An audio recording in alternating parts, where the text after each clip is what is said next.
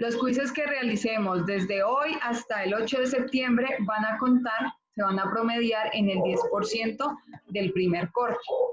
De ahí en adelante, entonces, los que se hagan del 16 de septiembre al 13 de octubre cuentan en el segundo corte, y los que se hagan del 21 de octubre al 24 de noviembre cuentan en el tercer corte.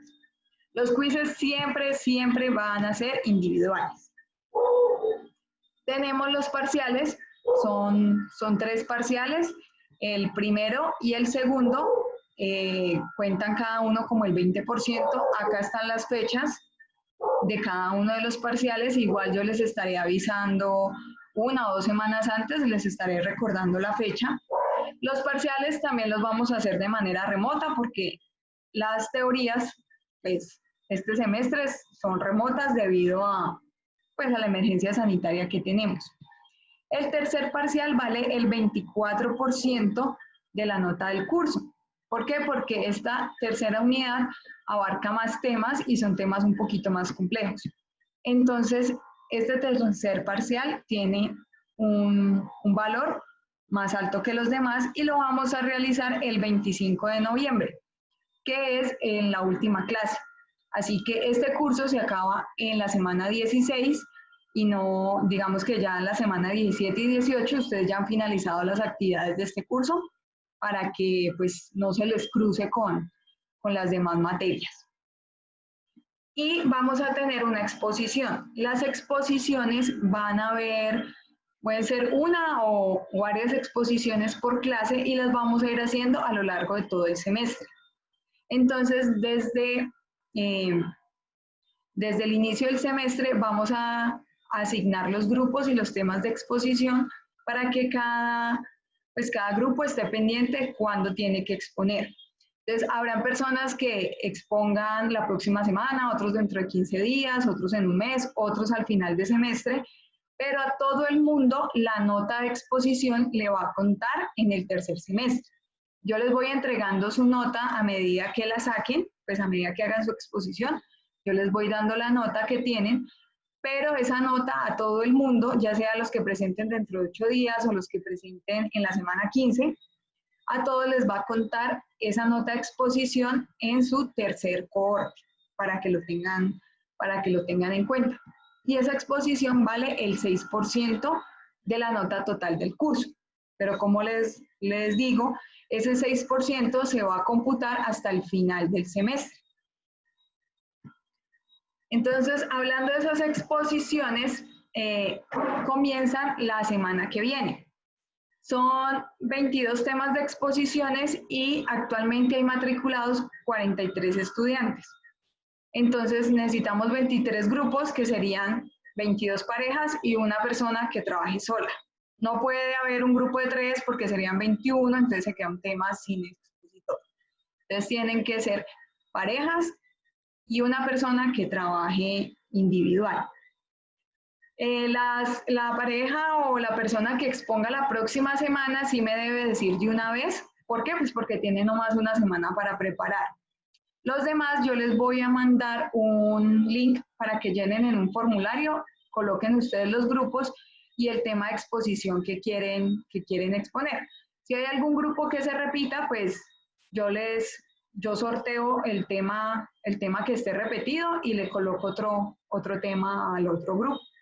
Entonces, en el transcurso de esta semana les voy avisando cuáles son los temas que se les van a asignar.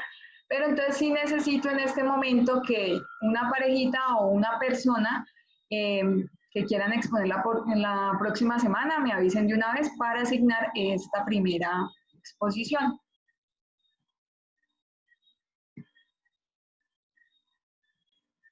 Ahí ya está grabando. Bien, entonces, la tecnología farmacéutica, su definición ha cambiado a lo largo de la historia.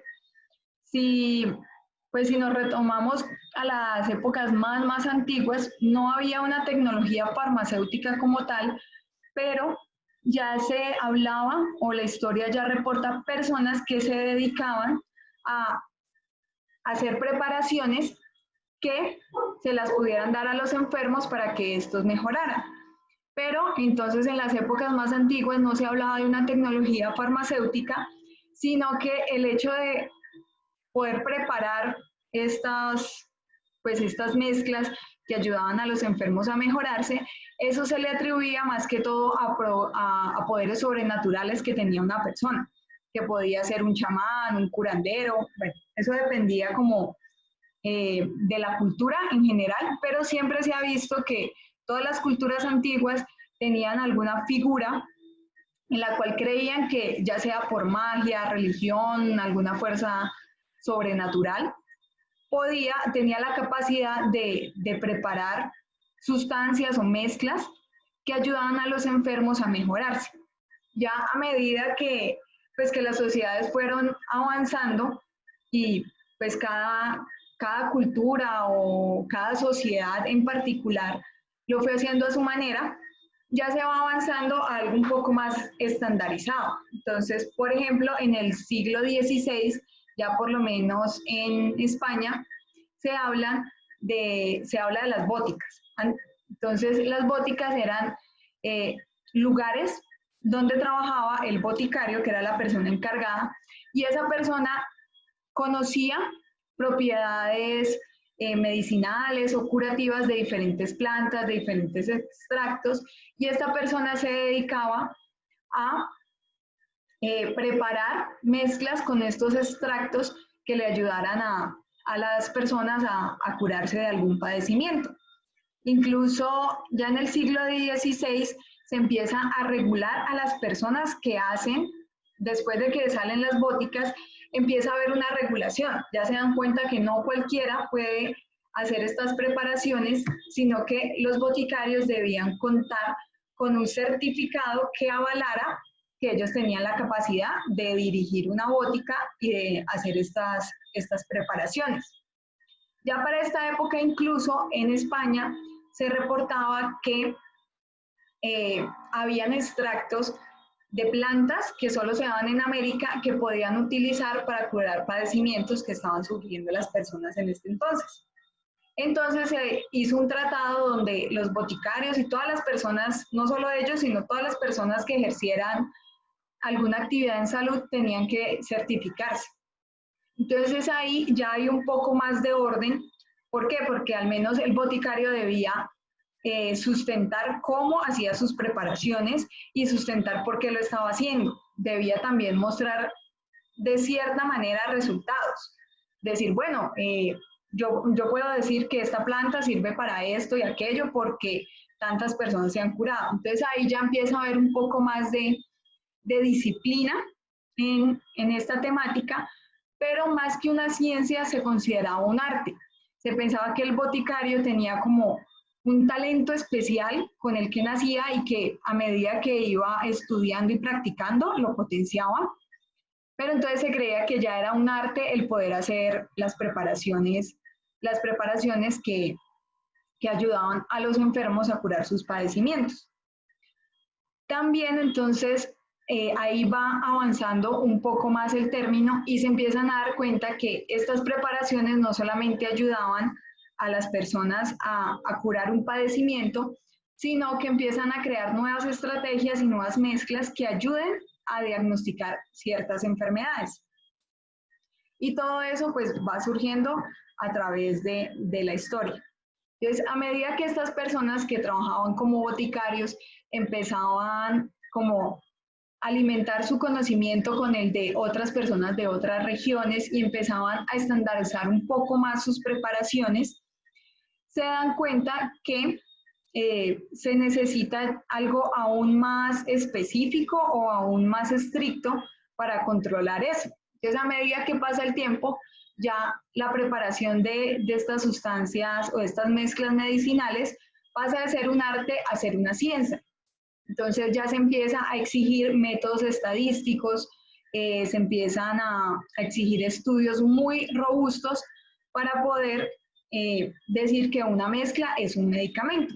También se empieza a migrar desde las sustancias o los extractos naturales a las moléculas de origen sintético. ¿Por qué? Resulta que los extractos naturales tienen o sí, los extractos vegetales principalmente, tienen mucha variabilidad. Entonces no es lo mismo la planta que creció en una zona con ciertas condiciones climatológicas a la que creció en una zona totalmente diferente, así sea la misma planta y la misma especie. Y eso se dieron cuenta mucho cuando, pues, los españoles, cuando empezaron a traer esas plantas medicinales que conocieron en América, que se llaman en América, empiezan a llevarlas a España y empiezan a intentar cultivarlas allá. Como el clima es totalmente diferente, se van dando cuenta que aunque las plantas lograban crecer, el efecto que producía este extracto no era el mismo siempre. Entonces era diferente si se usaba la planta traída de América o si se usaba la planta traída de España. O incluso en España, dependiendo de la época en la que crecía o de la región del país donde crecía, el efecto era distinto.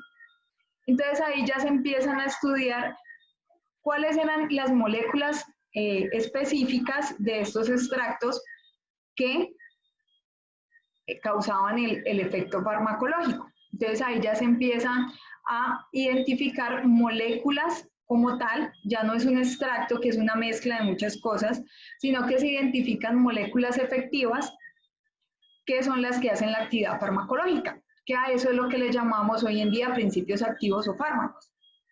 Entonces, a medida que todo esto va avanzando, que también pues, las comunicaciones avanzan, entonces ya se pueden comunicar personas de diferentes países y empiezan a compartir su conocimiento, se empiezan a establecer unos parámetros a nivel mundial que todo el mundo debe seguir para hacer o preparar medicamentos.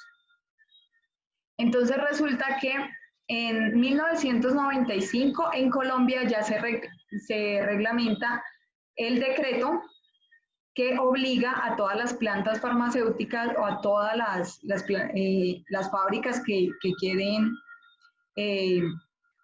producir medicamentos. En 1995 ya sale un decreto a nivel nacional que los obliga a cumplir con las buenas prácticas de manufactura. Las buenas prácticas de manufactura las establece la Organización Mundial de la Salud en el informe 37. Entonces, ya muchos países, no solamente Colombia, sino que Estados Unidos, varios países de la Unión Europea, empiezan a acogerse o a atenerse a la misma reglamentación. Asimismo, ya para esta época ha avanzado muchísimo la síntesis de moléculas orgánicas. Entonces, ya se deja de utilizar los extractos naturales, sino que se utilizan moléculas que se sintetizan a nivel de laboratorio. Esto hace que sea más fácil cuantificar la cantidad de principio activo. Entonces, por eso, ya hoy en día ustedes encuentran en el mercado medicamentos que les reportan a ustedes la cantidad exacta de activo que contienen. Entonces, ustedes ven una tableta de acetaminofén, les dice 500 miligramos de acetaminofén, de aspirina. Pueden ser 500 miligramos de aspirina, 100 miligramos de aspirina. Siempre está establecido cuál es esa cantidad de medicamentos. Y eso se logra con la síntesis química y muchos otros análisis y procesos o experimentos químicos principalmente que se desarrollan en función de poder medir la calidad de los medicamentos. Todo esto sale y todo esto surge debido a muchos acontecimientos desafortunados que ocurrían debido a que, como no había algo estandarizado, habían problemas de calidad, de inocuidad, pureza o eficacia en los medicamentos. Entonces, hay muchos casos que pues, se dan antes de las buenas prácticas de manufactura, donde por un excipiente contaminado, por un principio activo que no se había estudiado bien, o por un medicamento que en realidad no era eficiente, murieron muchas personas. Bueno, hubo muchos casos trágicos a nivel mundial. El más conocido es el de la talidomida. De pronto alguien sabe qué fue lo que pasó con la talidomida hace algunos años, que han escuchado de ese medicamento. Esa no era Era la que que dieron la... prescribieron para los malestares de los primeros meses de embarazo. en las mujeres, pero luego descubrieron que causaba. ¿Aló? Hola, es que solo te entendí embarazo. No sé. Que fue el medicamento que desarrollaron que supuestamente utilizaban para disminuir los síntomas de los malestares en las mujeres los primeros meses de embarazo, pero Ajá, después descubrieron que causaba malformaciones en las extremidades de los fetos. sí, ese es Focomelia. la talidomida, sí. Focomelia es el término técnico. ¿Isaí iba a decir algo? Sí, profe, lo mismo, pero ya la compañera opinó. Sí, entonces ya Melissa es un poco más específica con el caso que no era de la talidomida el que causaba esa focomelia, que era la falta de extremidades en los fetos y luego en los bebés, era uno de los enantiómeros, no era solamente no eran todos los isómeros de la talidomida, sino uno de los enantiómeros. Entonces, este es uno de muchos casos que ocurrieron a nivel mundial, que causaron muchas muertes, causaron secuelas graves en muchas personas, y eso fue lo que incentivó a las grandes organizaciones a crear las buenas prácticas de manufactura y a los demás países a acogerse a ellas. Entonces, por ejemplo, después de muchos estudios y darse cuenta que pues la talidomida sí tenía unos efectos farmacológicos importantes, pero tenía un evento adverso gravísimo. Se ha ido avanzando, incluso ahora este medicamento todavía se usa para tratar algunos tipos de cáncer, pero pues está restringido obviamente a las mujeres en embarazo, porque ya se conoce este efecto que tiene.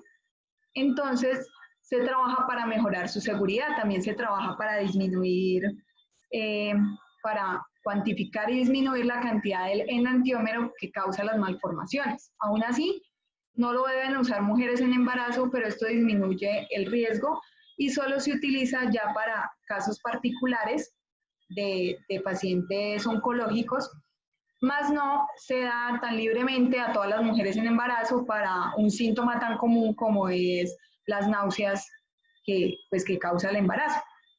Entonces, todo esto hace que pues, se mejore la eficacia, seguridad y pureza de los medicamentos, toda esta estandarización. Además, las buenas prácticas de manufactura nos permiten tener claros los parámetros de calidad que debemos cumplir. Entonces, por ejemplo, con los medicamentos, cuando vean su curso de control de calidad, creo que todavía no lo está dando la universidad porque es para semestres más adelantados, pero cuando lo vean se van a dar cuenta que para medicamentos hay unos estándares bien definidos.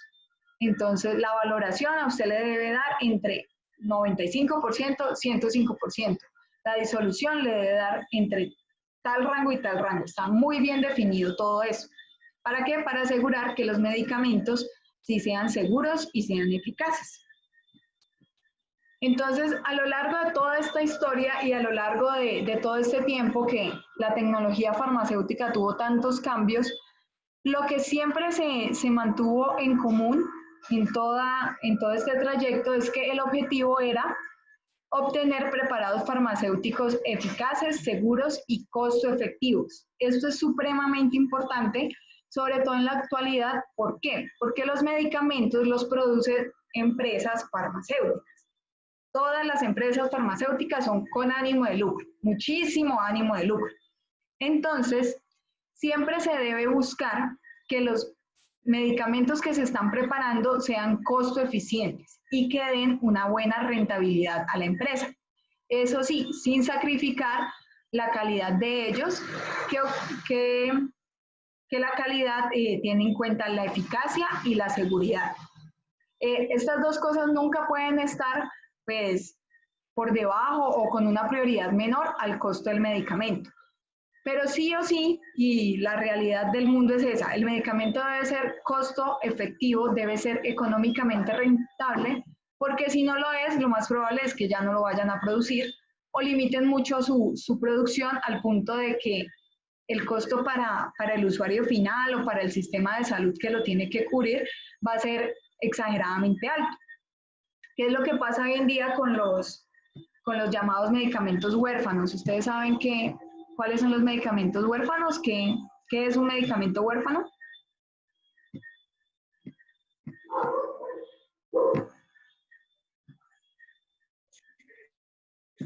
Enfermedades que no son muy comunes. Ujú. Bien, por ahí va la cosa, pero es Entonces, un poquito más amplio. ese medicamento, hacer ese medicamento no es rentable, pues por lo de las enfermedades son poco comunes. Entonces, pues no tendrían casi ganancia.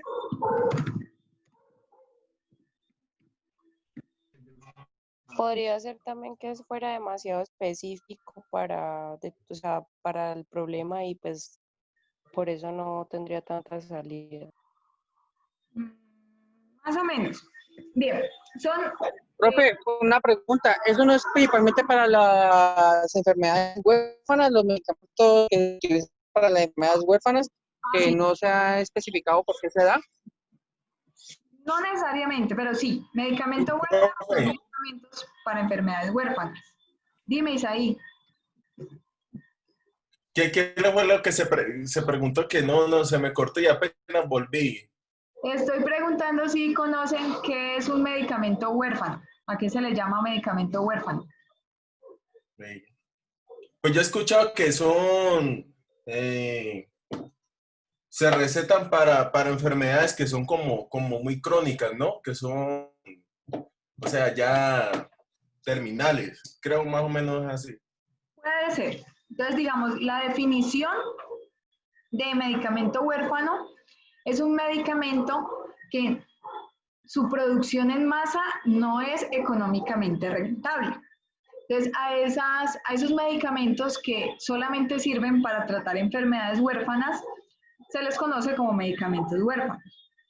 Puede ser una enfermedad huérfana por dos razones principalmente. Número uno, que es una enfermedad poco común, que es una enfermedad que sufren muy poquitas personas en el mundo y eso hace que la producción en masa del medicamento pues no sea viable. ¿Por qué? Porque si lo consumen muy poquitas personas en el mundo, pues ¿para qué vas a fabricar tanto? Entonces, a medida que la cantidad de producción es más bajita, el costo de producirlo es más alto.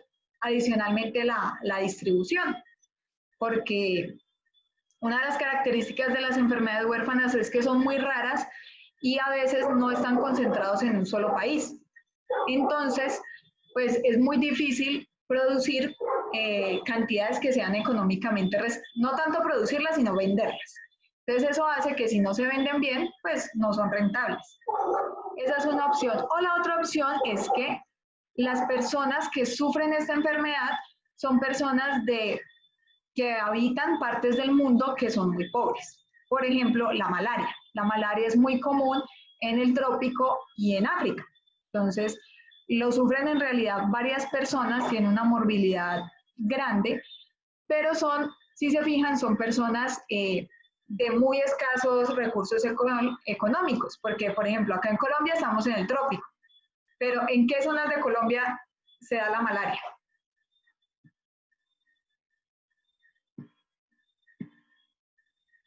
¿Alguno sabe? ¿Tiene idea dónde se da la malaria? Por acá hablan de Pacífico. Bien, la costa pacífica, que ustedes saben lo que es Chocó, Buenaventura, la costa pacífica de Nariño, Tumaco y sus alrededores, son zonas muy pobres. La mayoría de la gente que habita ahí son personas de escasos recursos.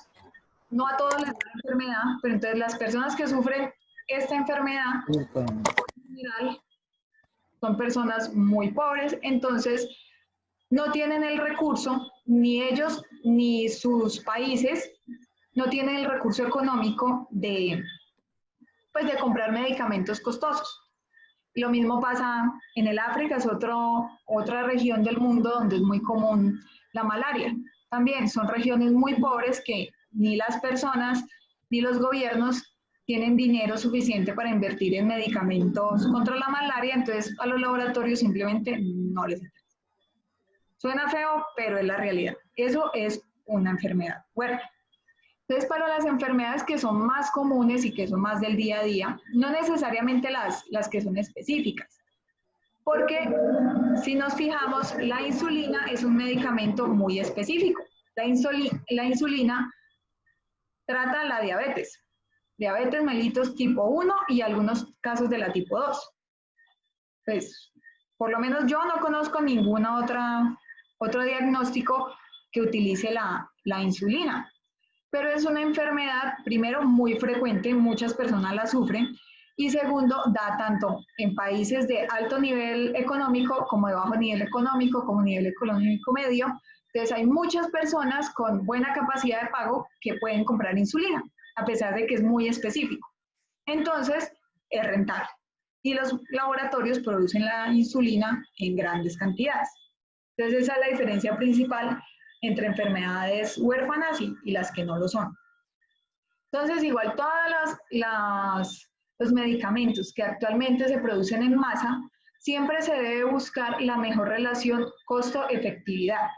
¿Para qué? Para que después no se conviertan en enfermedades, en medicamentos huérfanos difíciles de adquirir.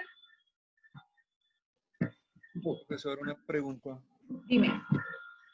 Cuando mencionabas el caso de la malaria, pues como esto a nivel nacional es endémico, o sea, Colombia suministra el medicamento para la malaria a través del gobierno y es gratis para las personas. En el CRUE, la persona lleva los documentos especiales, pues, donde certifiquen que tienen el plasmodium en sangre, y el CRUE está en la obligación de entregarle el Artemether lumefantrine, que es el que generalmente mandan para los pacientes que tienen malaria. Ese tipo de enfermedades en este país, así como el dengue, que son endémicas, el gobierno está en la obligación de suministrar el medicamento para estos pacientes. Pero mira que son dos medicamentos que existen en el mercado hace muchos años, no necesariamente son tan eficientes. Y no es una enfermedad en la que tú constantemente veas que salen nuevas moléculas. Si tú te fijas, para la hipertensión, a cada rato salen muchísimas moléculas. Uno acá en Colombia ve que siempre recetan el losartán y el enalapril como los mismos. Pero todas las farmacéuticas están constantemente investigando respecto a eso. Igual el caso de la insulina. Hay 80.000 insulinas, tanto de rápida acción como de acción lenta, porque todo el tiempo están investigando sobre esto. Mientras que los medicamentos de la malaria hay dos, los producen muy poquitos laboratorios y nadie se preocupa por mejorar su efectividad. Ya por temas de pronto sociales, sí, el gobierno está obligado a dar los medicamentos, pero no hay muchos laboratorios que quieran darlos, los cobran al precio que se les ocurre al gobierno, y tampoco hay constantes investigaciones sobre eso. Igual hay medicamentos para las enfermedades huérfanas que han sido uno que otro laboratorio que ha encontrado como ese nicho y solamente produce cantidades muy pequeñas a precios supremamente altos, que incluso también se convierten para los gobiernos, se convierte también en un problema porque es que es muy costoso mantener las personas que sufren estas enfermedades. Igual están obligados a hacerlo, pero es más difícil que una persona con malaria pueda conseguir su medicamento y suplir su tratamiento médico a que lo haga una persona con hipertensión, sea del estrato que sea. Incluso en las personas de más escasos recursos, con el mismo sistema de salud, es mucho más fácil que te den un losartán, un enalapril, un acetaminofén, que el acetaminofén es barato y se usa para todo, no solo para las enfermedades virales, a que te den un medicamento para la malaria o para cualquier otra enfermedad huérfana. Entonces, ya viendo como ese contexto en el que está la tecnología farmacéutica y una definición bastante general, entonces entramos a ver cuáles son los aspectos que estudia o los aspectos que están incluidos en lo que se llama tecnología farmacéutica. Entonces, dentro de la tecnología farmacéutica están todos los estudios de formas convencionales de administración. Entonces, acá entran mucho los estudios que se hacen para mejorar la relación costo-efectividad de los medicamentos. Entonces, por ejemplo, medicamentos que se han dado toda la vida, que hace muchos años están en el mercado y funcionan bien.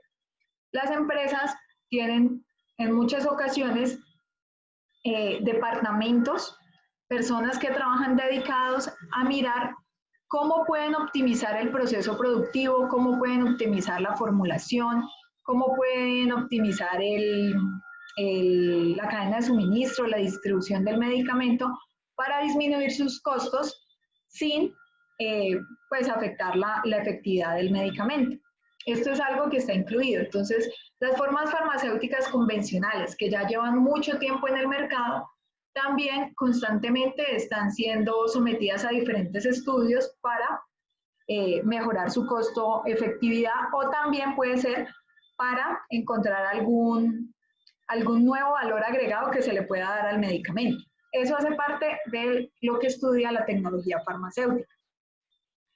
La tecnología farmacéutica también estudia el desarrollo de nuevas tecnologías para el control de los preparados farmacéuticos. Entonces acá también estamos nuevas tecnologías que nos ayuden a medir la calidad del medicamento, a medir su eficacia, su seguridad, su pureza. Todo eso está incluido, los nuevos análisis, la validación de nuevas metodologías analíticas o nuevos equipos. Todo eso va dentro de la parte de tecnología farmacéutica. También el diseño de nuevos sistemas de administración. Por ejemplo, hace unos años que descubrieron que podían mejorar la relación costo-efectividad de los medicamentos al hacer las preparaciones o las formas farmacéuticas de liberación modificada. Entonces, eso es parte de la tecnología farmacéutica. En algún momento, pues hace unos años no se conocían las formas farmacéuticas de liberación modificada. La tecnología farmacéutica se encargó de diseñar estos nuevos sistemas de administración que ofrecen ciertas ventajas al paciente. Entonces hay un valor agregado que se le da al producto. Así sean activos, fármacos que lleven mucho tiempo en el mercado, al dosificarlos de una forma diferente, eso mejora su desempeño. Entonces todo esto lo estudia la tecnología farmacéutica. Y también se estudian las variables que dependen tanto del sujeto, o sea, de la persona involucrada en la fabricación o en la producción de los medicamentos, y del medio ambiente. Se estudian estas variables porque se ha visto que ellas pueden afectar la eficacia del medicamento o la seguridad o el desempeño de la forma farmacéutica como tal. Pueden estar afectados por la persona que fabrica. Entonces, si la persona que fabrica no lo hace de la manera adecuada, puede que el medicamento se contamine o se dañe y que eso se traduzca en un efecto adverso para el usuario final. También del medio ambiente. Ahora ya se conoce y están muy estandarizados los controles que deben tener los ambientes farmacéuticos. Antiguamente no era así, ni tan antiguamente, hace por ahí 25 años, no mentiras, más. Antes de que se reglamentaran las buenas prácticas de manufactura, que acá en Colombia fue en el 95, antes de eso, no necesariamente se conocía que el ambiente farmacéutico debía tener, el aire debía tener una cantidad específica de recuento de partículas y una cantidad específica de microorganismos en el ambiente. Antes no se regulaba eso, ahora sí. ¿Por qué? Porque la tecnología farmacéutica se encargó de estudiar todas esas variables que podían afectar a la producción del medicamento y tener como consecuencia que el medicamento no fuera seguro o no funcionara bien. Entonces, todo esto está involucrado en la tecnología farmacéutica. Algunas definiciones importantes. Entonces tenemos la farmacia galénica, es la disciplina que busca transformar transformar las drogas y principios activos en medicamentos fácilmente administrables al organismo. ¿Quién sabe cuál es la diferencia entre droga y principio activo?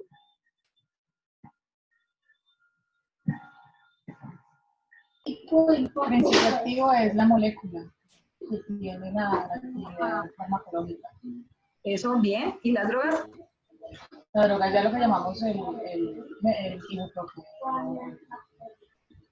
Lo que llamamos... O sea, lo que... Se me fue la palabra. Alguien que me ayude.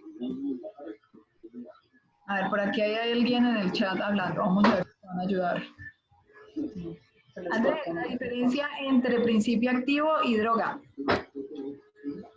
El principio activo, como dijo la compañera, que es la molécula, ¿no? Pero entonces la droga ya hace la combinación con los excipientes y todas las demás que son para hacer el preparado. El principio activo sí es la molécula que tiene la actividad farmacológica, pero ya la mezcla de esta molécula con los excipientes y todo lo demás es el medicamento, que es diferente a droga. Comúnmente vemos que todo el mundo le dice droga a los medicamentos, pero la realidad es que la droga se le llama, ya en un contexto técnico o en el vocabulario técnico, drogas son esos extractos vegetales que aún se pueden utilizar como parte de un medicamento. A eso se le llama droga. Mientras que ya la combinación de principio activo y excipientes, a eso se le llama, en el vocabulario técnico, se le llama medicamento. Entonces, para que empecemos a moldear nuestro vocabulario y nuestra forma de hablar, porque si somos químicos farmacéuticos no se va a ver bien que a los medicamentos les digamos drogas, como tampoco se va a ver bien que le digamos pastas a las tabletas o comprimidos. Entonces, pastas en el vocabulario de farmacia, una pasta es una dispersión que tiene alto contenido de sólidos. Por ejemplo, la pasta Lázaro, el almípero, la crema de dientes en realidad es una pasta. Eso, la pasta dental, muy bien, Andrés. La crema número 4 también es una pasta, en realidad. Es una dispersión semisólida que tiene un alto contenido de sólidos. Eso es una pasta, cuando hablemos de tecnología en términos farmacotécnicos. Entonces, para que nos vayamos acostumbrando a que lo que se consume normalmente son las tabletas o comprimidos, no pastas. Bueno, entonces acá está la definición de farmacia galénica. Entonces, en palabras más simples, la farmacia galénica se encarga de transformar esos principios activos en medicamentos que se puedan administrar al organismo. La gran mayoría de principios activos por sí solos no se pueden administrar al organismo, ya sea porque no se absorben o porque pueden causar algún daño o porque no son aceptables, sino que necesitan combinarse con otras sustancias. La farmacia galénica se encarga de estudiar cómo hacer esta combinación y específicamente qué es lo que se debe combinar y cómo combinarlo para que el medicamento sea fácilmente administrable. Entonces, otras definiciones: fármaco, principio activo, ya dijimos, es la molécula o sustancia que ejerce la acción farmacológica. La forma farmacéutica es, pues como su nombre lo dice, la forma que se le da para poder ser administrado. O también es para no usar la palabra forma, la forma farmacéutica de no definirlo con forma, sino que es ya la mezcla o el conjunto, el sistema del principio activo más excipientes que puede ser administrado al paciente, que hace que el principio activo sea fácilmente administrable. Y el medicamento ya es el producto final. El medicamento abarca el principio activo, los excipientes, el envase, el empaque, la marca, el laboratorio fabricante. Ya el medicamento es ese producto final que es el que podemos encontrar en las farmacias y que abarca, en farmacias o droguerías, y que abarca a estos dos más otro conjunto de cosas, como es, por ejemplo, la marca, Voltaren. Entonces, el principio activo es el diclofenac, que es la molécula que ejerce la acción farmacológica. En este caso, el que estoy mostrando acá, la forma farmacéutica es un gel. El medicamento ya abarca estas dos cosas, abarca su envase, su empaque y todo el reconocimiento que tiene el Voltaren como marca, porque también hay hay diclofenaco en gel genérico. Ese también es un medicamento, pero ya son medicamentos diferentes. A pesar de tener el mismo principio activo y la misma forma farmacéutica, son medicamentos distintos. ¿Por qué? Porque son de laboratorios fabricantes y marcas diferentes. Igual, eso no significa que la acción que genere en el organismo sea distinta. Teóricamente, ambos deben cumplir, tanto el genérico como el de marca, deben cumplir con los mismos estándares de calidad.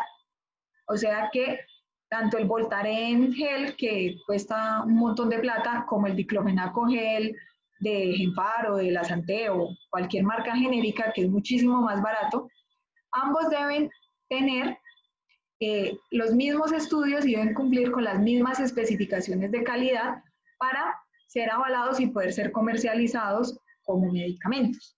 Pero son medicamentos distintos porque la definición de medicamento abarca a todo el producto terminado, incluyendo la marca y los envases y los empaques. Profe, devolviéndome un poquito a lo que decías en el slide anterior, entonces, droga está asociado a orígenes naturales, a orígenes vegetales. Vegetales, más específicamente, sí. Porque ya asocia el nombre de la FDA, drug. Es que en inglés es distinto.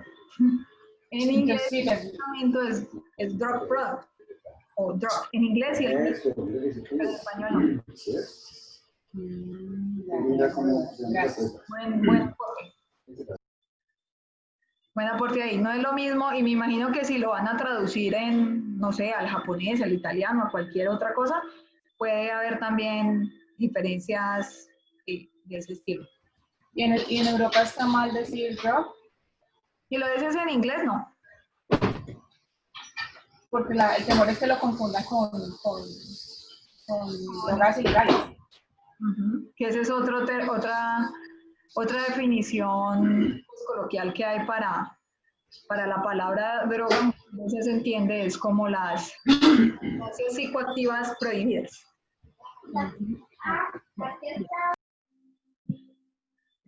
Bueno, buen aporte ahí. Entonces, continuamos con más definiciones.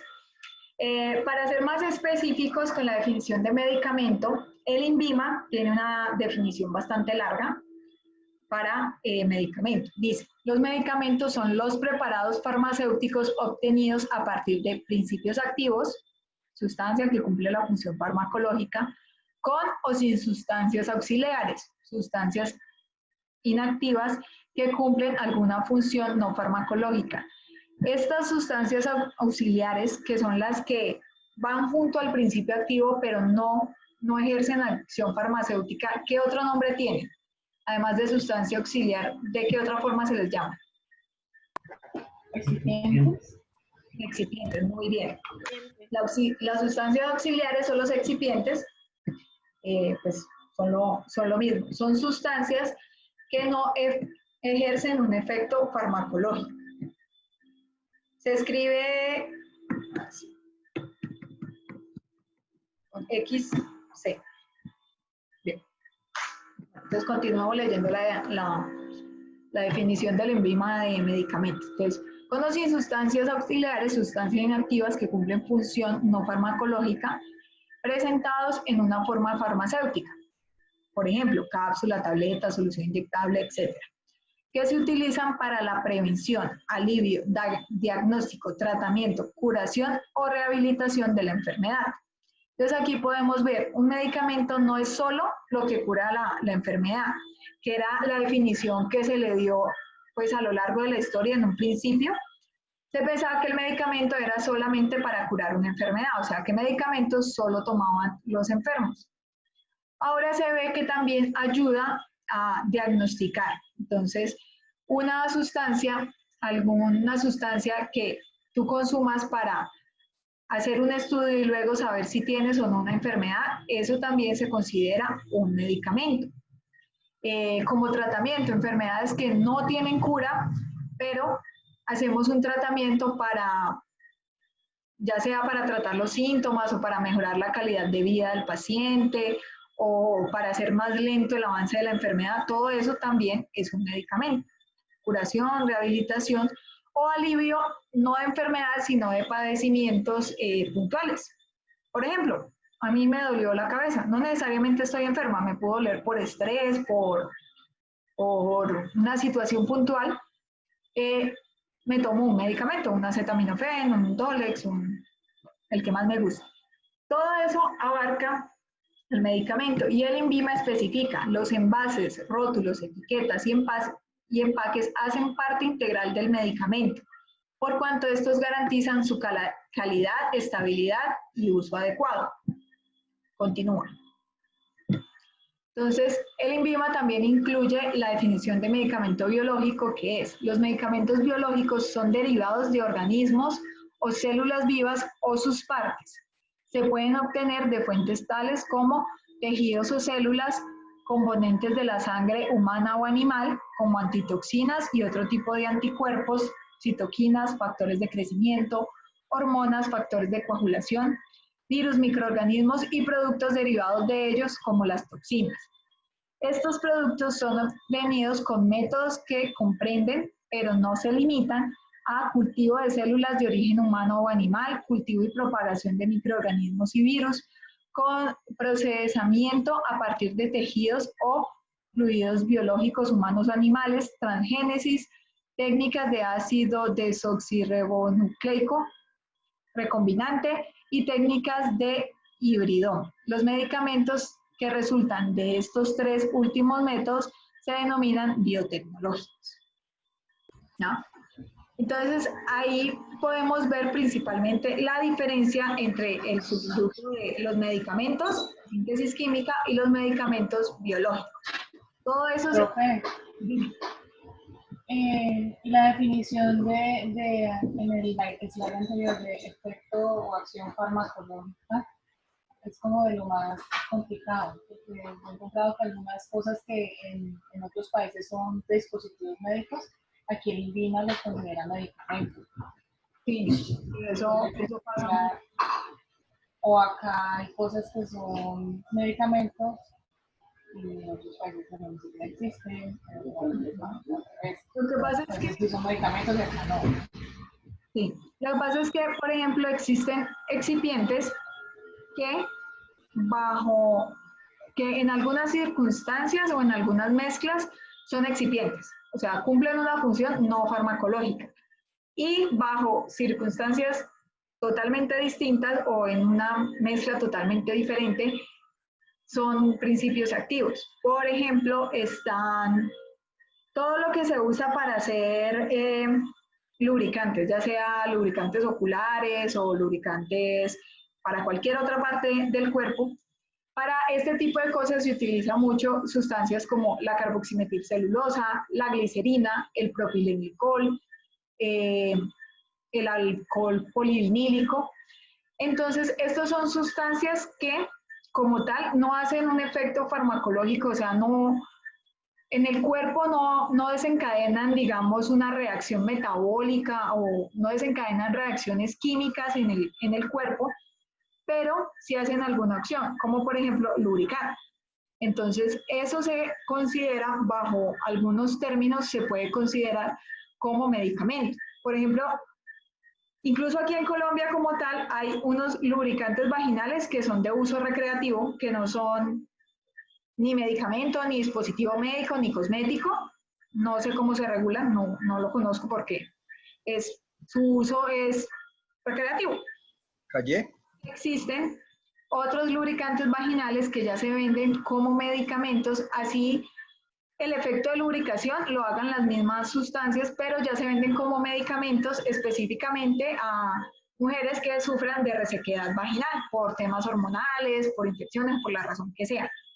Entonces son dos productos diferentes que cumplen básicamente la misma función, lubricar, pero se utilizan en contextos distintos. Entonces, por un lado pueden ser medicamentos y por otro lado pueden ser cualquier otra cosa. Entonces, hay países más estrictos que consideran los lubricantes vaginales que se utilicen como recreación, igual se consideran o medicamentos o dispositivos médicos, porque se deben regular, pues es un producto que va destinado a un uso bastante sensible, porque puede traer laceraciones, puede traer infecciones graves. Bueno, un producto de estos que no cumpla estándares de calidad puede llevar consecuencias bastante grandes. Entonces hay otros países donde lo regulan como medicamentos o dispositivos médicos, pero aquí no pasa eso. Juan Pablo, ¿ibas a decir? Yo tengo una pregunta porque como que me enredé en una parte. Esa definición entonces de función farmacológica, o sea, eso entonces puede ser cualquier cosa. Porque si, por ejemplo, eso, la función farmacológica es, por ejemplo, si yo me tomo alguna sustancia que inmediatamente desencadena algún efecto en mi cuerpo. Entonces, esa sustancia puede ser cualquier cosa, no solamente estar ligada a la parte clínica. Sí. Porque, por ejemplo, si yo me tomo, no sé, me tomo una cucharada de aceite que le echo al carro, eso va a causar un efecto en mi cuerpo. Ajá. Así no sea bueno. Entonces, pues, eso podría ser cualquier cosa, cualquier sustancia que desencadene un efecto en mi cuerpo. Lo que pasa es que para que se considere medicamento o principio activo, la acción farmacológica está ligada al hecho de curar o diagnosticar o aliviar alguna enfermedad. Entonces, digamos, en el caso que tú dices sería, pues ya no es una acción farmacológica, sino que es más bien como un intento de suicidio. Pero, Profe, otros... ¿qué es acción farmacológica? Sí, es el hecho de que se cumpla una acción en el cuerpo, pero esa acción debe buscar aliviar o tratar o curar o diagnosticar una enfermedad o un padecimiento. Por eso las sustancias de abuso... ¿Cómo, perdón? Por eso las sustancias de abuso no van a ser medicamentos. En realidad sí, porque hay unos medicamentos que se consideran medicamentos de control. Son medicamentos que su principio activo es muy susceptible a ser una sustancia de abuso. ¿No? Ahí te sigo explicando. Entonces, por ejemplo, la morfina. La morfina es altamente adictiva, pero es un medicamento y se utiliza para curar o para tratar más bien dolores muy fuertes. Entonces, es un medicamento, su función principal es aliviar un padecimiento grave, tratar enfermedades o ayudar al tratamiento de la enfermedad, pero se puede volver una sustancia de abuso y es muy común que eso pase. Y es bastante común con muchos medicamentos, por ejemplo, lo que es la yoimbina, es un medicamento que se utiliza para tratar intoxicación por barbitúricos o por carbamazepina, benzodiazepinas. Entonces la yoimbina se puede utilizar para eso, pero también sucede que muchas personas utilizan la yoimbina para dopaje a nivel de deporte. Entonces ahí es una sustancia de uso, pero también es un medicamento. Lo que pasa con pero creo que el cannabinol, la cocaína, no, por lo ejemplo, todavía, pero espérate un momentito. Por ejemplo, lo que pasa con los cannabinoides. Inicialmente los cannabinoides eran de uso, únicamente se usaban para recreación, entonces se consideraba una sustancia de abuso. Ya nos hemos dado cuenta que tiene unos efectos farmacológicos bastante importantes y una relación costo-efectividad muy buena, entonces ya se está transformando en un medicamento de control especial. Vanessa, ¿qué ibas a decir? Rafa, es que yo tengo una duda con respecto a la definición de acción farmacológica. ¿Es la modificación que ejerce el principio activo sobre el organismo o el medicamento sobre el organismo? La acción farmacológica va ligada directamente al principio activo. Recuerda que el medicamento también ejerce esa acción. ¿Por qué? Porque el medicamento incluye al principio activo. Pero siempre la acción farmacológica se relaciona directamente con el principio activo, porque el medicamento también incluye sustancias auxiliares, incluye empaques, envases y otras cosas que no hacen la acción farmacológica. Pero el medicamento, como tiene estas sustancias que no hacen acción, más la que sí lo tiene, el medicamento como tal, pues también lo ejerce, ¿no? Pero la acción farmacológica se le atribuye al principio activo. ¿Sí me- Listo. Sí, sí, gracias. Bueno, entonces, bueno, también a medida que ustedes vayan ganando experiencia en este campo, va a empezar a quedar un poco más claro esa diferencia cuando una sustancia se considera que tiene su acción farmacológica y cuando no, que depende mucho también del contexto, como el ejemplo que les doy con los lubricantes. Las lágrimas artificiales, que son medicamentos que se utilizan para lubricar los ojos, reportan como principio activo muchas sustancias que suelen utilizarse como excipientes, la carboximetilcelulosa, el alcohol polivinílico, que en un contexto totalmente diferente, o sea, en una forma farmacéutica distinta, ya no ejercen una acción farmacológica, sino que ejercen otra acción auxiliar. Pero bueno, a medida que vayan ganando experiencia, van a ir entendiendo más estas diferencias y los contextos en los cuales se dan estas diferencias. Entonces, ¿por qué la tecnología farmacéutica es tan importante?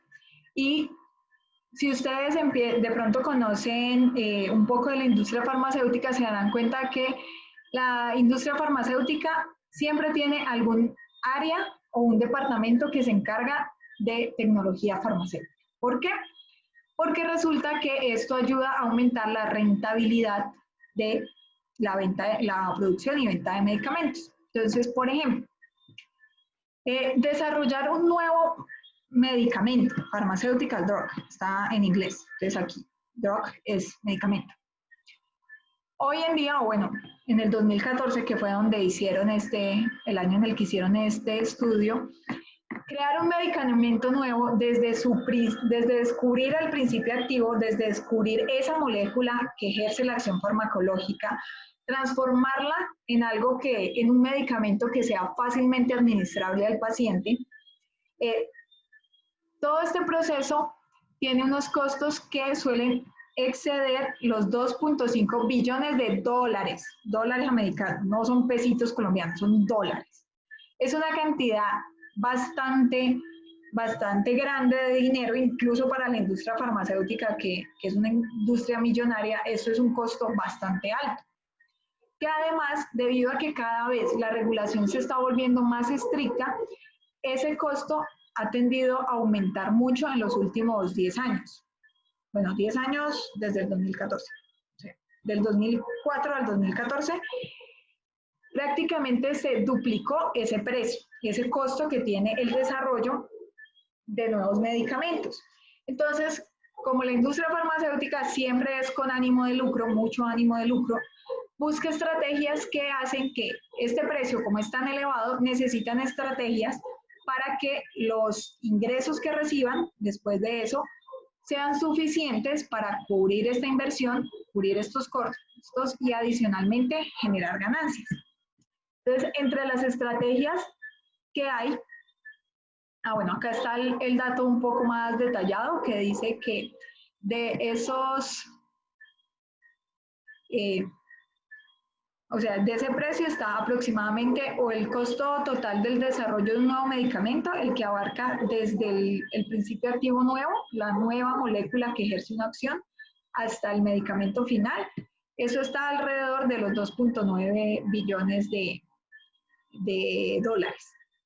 Y de esos 2.9 billones de dólares hay 312 millones que se destinan a estudios post-comercialización.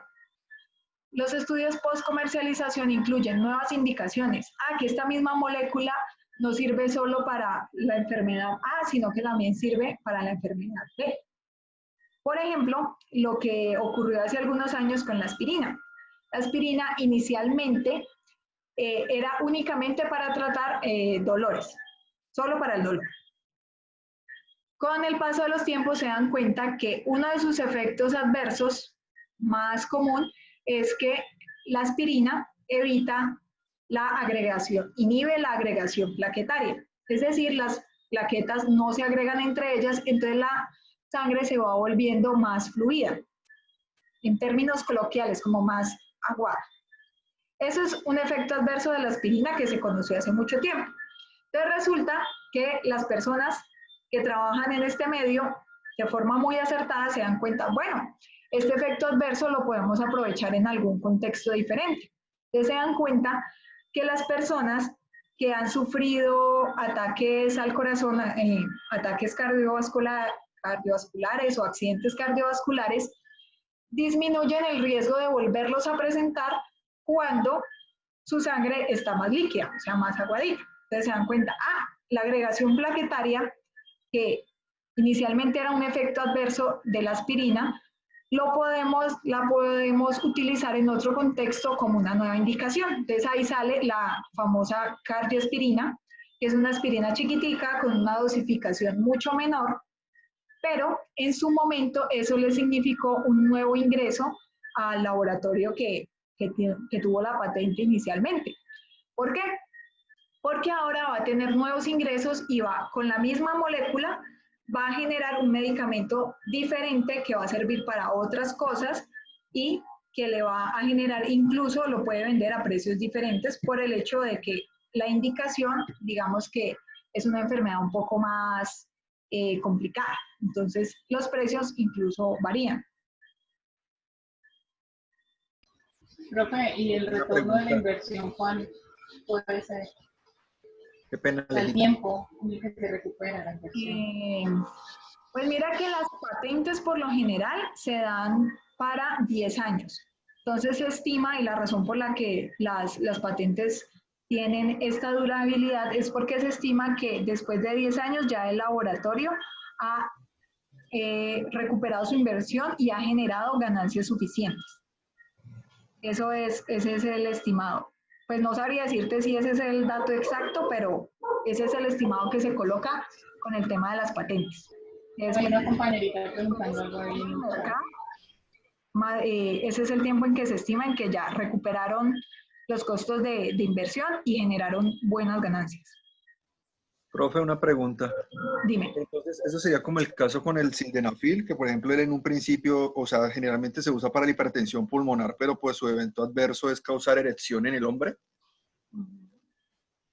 Ese es otro ejemplo de una nueva indicación.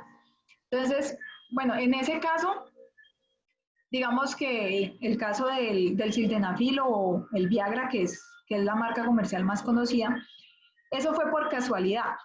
Pero la industria farmacéutica también se dedica a los medicamentos o los principios activos que saca al mercado, se dedica a hacerle seguimiento, a mirar qué posible efecto adverso o qué posible indicación nueva pueda generar, para asimismo poder volver a patentar bajo esta nueva indicación y generar más rentabilidad.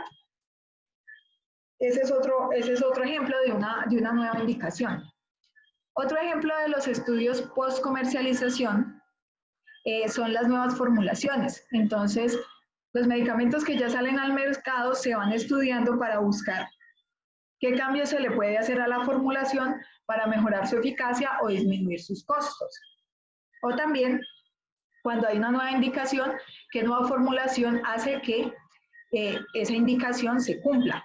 O nuevas dosis, cuando se dan cuenta que pronto el medicamento se puede dar a diferentes pacientes en diferentes dosis, empiezan a estudiar hasta qué punto el mismo medicamento o la misma unidad te puede dar una dosis mayor. Todo esto son estudios post-comercialización que vean que es una cantidad de dinero bastante importante. Por eso la tecnología farmacéutica es un campo bastante estudiado y en el cual se invierte mucho dinero, pues a nivel industrial. ¿Por qué? Porque asimismo hace que el medicamento pueda ser más rentable. Adicionalmente se encarga también de mejorar la seguridad del medicamento.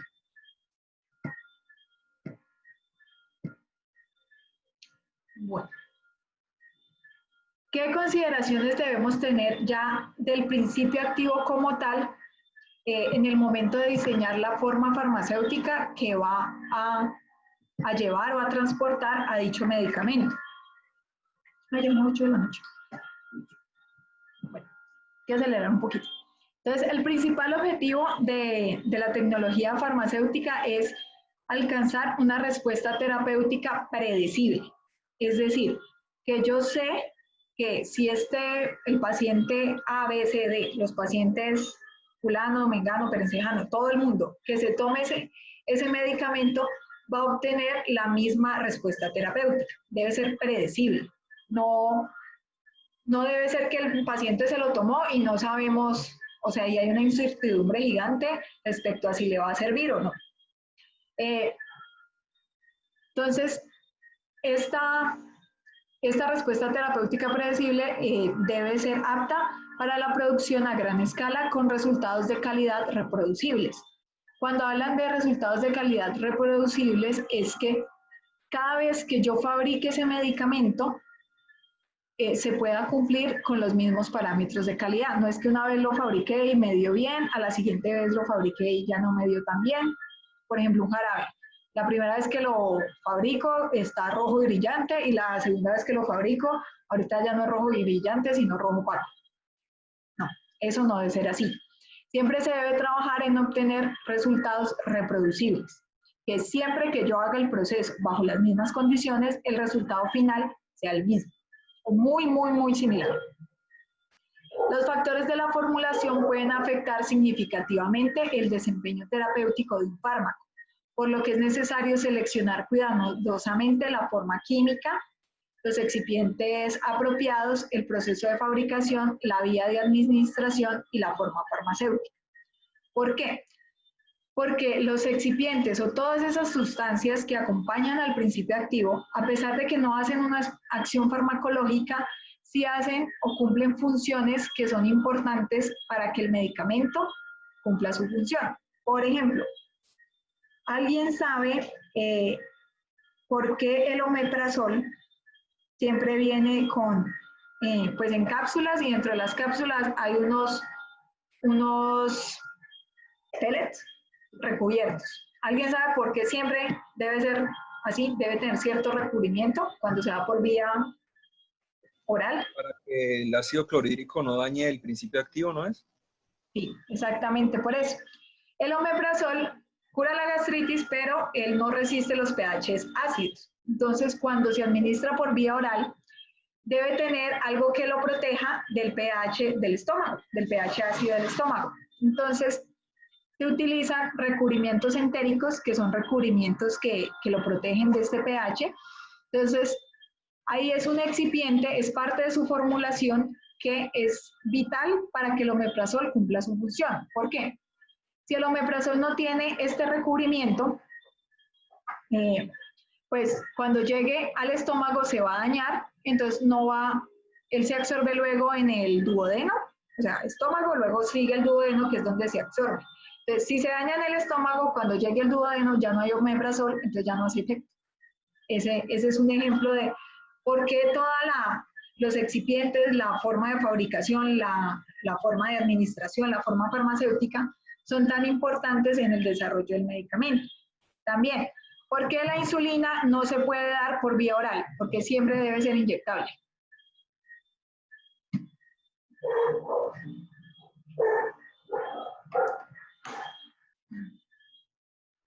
Chicos, eso está más fácil que la del omeprazol. ¿Por qué la insulina no se puede dar por Pues tengo entendido que eso se degrada en el estómago, ¿no? más o menos? En realidad lo que ocurre es que no se absorbe por la vía digestiva. La insulina es una hormona, es una molécula muy, muy, muy grande, es una macromolécula, y nuestro sistema digestivo no tiene la capacidad de digerirla ni absorberla. Entonces no se puede dar por vía oral. Entonces, esto es importante. No se puede que venga algún creativo a decir que va a hacer insulina en jarabe, porque no. Ay, qué pecado el niño con diabetes que tiene que estar inyectando 4 veces al día. ¿Por qué? Porque ya lo que son la vía oral y la vía tópica no sirven para este principio activo como tal. Entonces, todos estos son factores que es propio del principio activo que tenemos que tener en cuenta en el momento de diseñar una forma farmacéutica. Otros factores son los que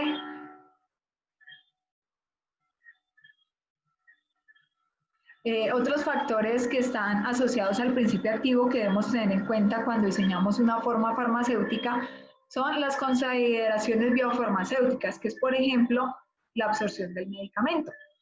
Si yo lo voy a dar por vía oral, se debe absorber en el tracto digestivo. Sí, es de acción sistémica, ¿no? Porque hay casos donde no. Eso lo vemos más adelante. También, la forma en que se metaboliza. Si un medicamento al consumirse por vía oral sí se absorbe, pero resulta que el paso por el metabolismo hepático lo degrada y hace que pierda su función, pues no lo podemos dar por esta vía. También hay ciertos medicamentos que se absorben muy bien en la piel, hay otros que no. Eso lo tenemos que tener en cuenta en el momento de diseñar una forma farmacéutica. Por ejemplo, las hormonas, sobre todo las hormonas sexuales, lo que son los estrógenos principalmente, se absorben muy bien a través de la piel, que es la vía tópica. Entonces podemos ver medicamentos que son para vía tópica, geles, cremas, parches, que se utilizan para la terapia de reemplazo hormonal. Entonces es una acción sistémica que se logra a través de una forma farmacéutica tópica. ¿Por qué? Porque su principio activo lo permite. También las propiedades del fármaco, sus características físicas y químicas, eso lo vamos a ir viendo con más detalle a lo largo del curso, pero ahí tiene mucho que ver, por ejemplo, si el fármaco es susceptible a dañarse, a hidrolizarse o dañarse con el agua, pues no puedo hacer un jarabe con este fármaco, porque no es posible, el fármaco no se va a mantener a lo largo del tiempo. Si mi fármaco de pronto tiene una solubilidad muy bajita y esto hace que no se pueda absorber por tracto digestivo, eso lo debo tener en cuenta. También si voy a hacer una solución inyectable que sea intravenosa, debe poderse solubilizar el fármaco porque si no le puedo causar una embolia al paciente. Estas son propiedades físicas y químicas del principio activo que yo debo tener en cuenta cuando yo voy a diseñar una forma farmacéutica. Y también, súper importante, los factores relacionados con las condiciones terapéuticas. O sea, el factor relacionado con el paciente o con la indicación clínica o con la persona que administra el medicamento, que puede ser el paciente que él mismo se administre su propio medicamento, o lo que vemos a nivel intrahospitalario, que son las enfermeras, auxiliares de enfermería, las encargadas de, o los encargados de administrar estos medicamentos a los pacientes. Eso también hay que tenerlo en cuenta, porque por ejemplo, si es un medicamento que lo vamos a usar para un shock anafiláctico, es algo que necesitamos actuar ya mismo. Entonces una persona que tiene de pronto un shock anafiláctico no se puede tomar una tableta. Puede que el principio activo se absorba, se mantenga en esa forma, pero el paciente no se lo puede tomar. Entonces no sería un diseño eficiente, no sería un diseño inteligente.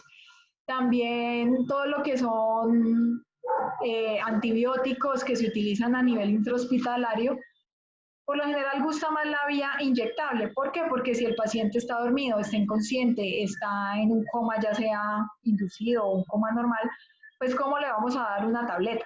Así el medicamento se puede dar por vía oral. Es difícil, en ese contexto es difícil. Entonces se prefiere la vía inyectable. Todo eso lo voy a tener en cuenta, sobre todo también cuando yo quiero mejorar el medicamento. Si volvemos al ejemplo de los medicamentos de liberación modificada, de liberación prolongada.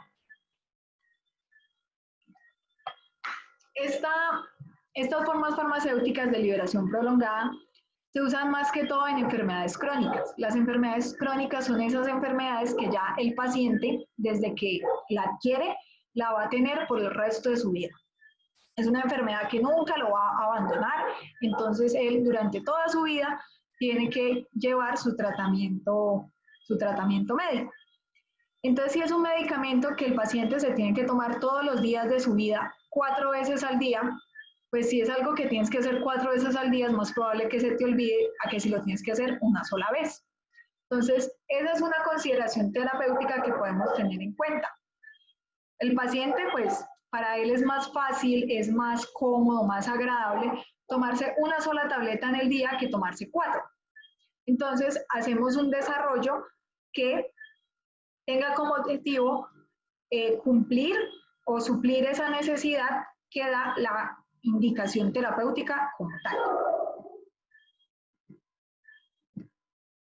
Ya. Entonces aquí hay hay un listado de muchas vías de administración y formas farmacéuticas que se pueden utilizar en estas vías. Entonces, como yo les decía, en este curso nos vamos a centrar en los sólidos no estériles. Los sólidos no estériles se dan principalmente por la vía oral y ahí van todo lo que son los polvos, gránulos, tabletas, cápsulas. Todo esto son sólidos no estériles. Hay sólidos, por ejemplo, hay polvos que se utilizan para reconstruir soluciones inyectables. No sé si alguien conozca esto en particular. Se utiliza mucho a nivel intrahospitalario, que es que el medicamento viene en un polvo, que es un sólido, pero antes de administrárselo al paciente, este sólido lo deben dispersar en agua. Y ya cuando tiene la forma líquida es que se administra. Entonces, teóricamente, pues eso es una forma farmacéutica sólida, pero es un sólido estéril. ¿Alguien sabe por qué en ese caso es un sólido estéril y en estos casos no son estériles? Por el grado del fármaco, profe. Y ahí pues, y viene siendo el medicamento viene siendo grado USP, por eso viene siendo estériles. En realidad no necesariamente, porque el grado USP también abarca estériles y no estériles. No, la razón es otra. Pero yo sé que normalmente el medicamento llegan y llegan y lo diluyen en agua y lo filtran. Después pasan por el proceso de secado y ahí es donde lo dejan en el vial. Y después lo reconstituyen con el agua. Ese es el proceso que sé que hacen. Bueno, eso ya es, pero, por ejemplo, a la clínica, al hospital, llega el vial con un polvo. Y ya en el hospital o la persona que vaya a hacer la aplicación del medicamento simplemente lo reconstruye, o sea, le aplica agua, mezcla bien y aplica. Cuando se aplica por cuando se aplican de manera inyectable, ya sea intramuscular, intravenosa o intraarterial, deben ser estériles. Todo lo que se aplique por estas vías debe ser estéril. Estéril significa que está libre de bacterias, endotoxinas y pirógenos. O sea, no hay vida ahí, no hay nada vivo en ese medicamento. Por eso se le dice estéril. No hay bacterias, no hay hongos, no hay ningún tipo de microorganismo, ni espora, ni derivado del microorganismo. ¿Por qué? Porque cuando los medicamentos se van a dar por vía inyectable, cualquiera de las vías que es inyectable, o también por vía oftálmica, deben ser estériles porque en estos casos se están saltando las barreras de protección del cuerpo. Entonces, por ejemplo, por vía digestiva, un polvo que sea para tomar por vía oral, no necesariamente tiene que ser estéril. Sí hay un control microbiológico, pero no necesita ser estéril. ¿Por qué? Porque a través del tracto digestivo el cuerpo cuenta con muchos mecanismos de defensa que puede combatir las bacterias o virus o hongos y evitar que esto represente un efecto adverso para el paciente. Pero si lo hacemos de forma inyectable o parenteral, que va de una para el torrente sanguíneo, el cuerpo ya no tiene ningún mecanismo de defensa, entonces debe ser totalmente estéril. Para esterilizar, para hacer que el sólido sea estéril, se debe pasar por un proceso mucho más complejo, requiere pasos adicionales, requiere materias primas con unas condiciones de calidad bastante exigentes para poder hacer este tipo de formas farmacéuticas. Por eso en este curso no están abarcadas. En este curso nos vamos a centrar en todos los sólidos que no sean estériles, que son aquellos que se administran por vía oral o en algunos casos también puede ser por vía tópica, aunque no es muy común. Pero esos son los que vamos a ver en este curso. Igual es Profe, dime. en el caso de las vacunas, el impedimento para que se hagan vacunas para administración enteral, ¿es algo relacionado también con la tecnología farmacéutica? ¿O es Sí, más que todo porque las vacunas son sustancias que derivan de algún organismo vivo.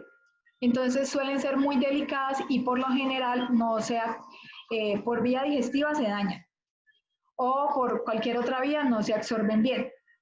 Entonces por eso siempre las vacunas vienen asociadas a la administración, que se le llama parenteral, todo lo que no atraviese el sistema digestivo, entonces enteral, ya sea por inyección intramuscular o intravenosa. Pero eso es más que todo porque los activos suelen ser muy delicados, entonces no resisten el tracto digestivo o pues otras condiciones de las otras vías de administración.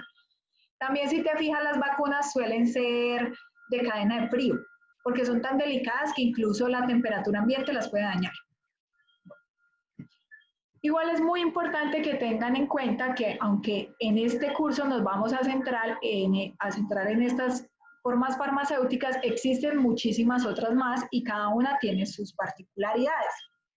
Esa es la razón por la cual existen muchos principios activos que se pueden encontrar en diferentes formas farmacéuticas. Por ejemplo, el complejo B. Podemos encontrar complejo B en cápsulas o tabletas que son para administrarse por vía oral y también encontramos complejo B inyectable. ¿Por qué? Es el mismo principio activo, cumple la misma acción farmacológica, pero se utilizan en contextos diferentes y suplen necesidades diferentes. Por eso pueden haber varias formas farmacéuticas para un mismo principio activo. Otro ejemplo acá es la prednisolona, se puede encontrar en gotas oftálmicas y en tabletas para aplicarse por diferentes vías. Y a pesar de que es la misma acción farmacológica, cumple, digamos, funciones o ya el usuario final los utiliza para cosas diferentes, para situaciones diferentes. Entonces, acá debemos tener en cuenta, digamos, este esquema nos habla de todas las condiciones que el cuerpo le presenta a un principio activo cuando éste quiere entrar al organismo. Entonces, vemos que dependiendo de la vía de administración que utilicemos, hay diferentes barreras. Entonces, por ejemplo, si vamos a usar la vía de administración oral, necesitamos que nuestro principio activo atraviese o pueda atravesar de manera exitosa todos estos pasos. Pueda resistir el pH del estómago, si se va a absorber en el intestino, tiene que ser capaz de resistir la degradación que ejercen las enzimas, o si va más allá, tiene que resistir y tiene que absorberse, aunque, ojo, esto no aplica para el 100% de los fármacos, pero sí para la gran mayoría. Debe absorberse en algún punto del tracto digestivo, si yo lo quiero dar por vía oral. Para luego, entonces, puede pasar por un metabolismo entérico. Debe ser capaz de resistir este metabolismo hepático, perdón. Aunque existen profármacos que son aquellos que se dan en una forma inactiva, pero al llegar a este paso, el cuerpo los transforma en otras moléculas y esa molécula es la que hace la acción farmacológica. Existe también esa posibilidad. Eso hay que tenerlo en cuenta cuando vayamos a diseñar una forma farmacéutica. Luego de eso es que ya va al tracto, al sistema digestivo. Y ya estando en el sistema digestivo empieza a eliminarse, puede ser por la vía renal. Y se va. Otra opción, entonces, las preparaciones que son para administrarse vía rectal, como los supositorios. Entonces, estos entran al recto, deben poder absorberse por este medio y de ahí pasar a la circulación sistémica. Eso aplica en la gran mayoría de los casos, pero no siempre. ¿En qué casos creen ustedes que no necesitamos que el medicamento que se dé, ya sea vía oral o vía rectal, que no necesitamos que ese medicamento pase a la sangre. ¿En qué casos puede ser? Sino que haga esta ruta del tracto digestivo o del tracto renal, de una se excrete. ¿En qué casos aplica eso? Que sea de acción localizada, un fármaco de acción localizada. Muy bien, ¿y qué significa acción localizada? O sea, que esté en un punto específico del cuerpo, que cumpla su función en un punto específico del cuerpo, o sea, en una mucosa. Profe, pregunta, ¿y los desparasitantes qué vienen siendo entonces ahí? Bien, eso puede ser un fármaco de acción localizada.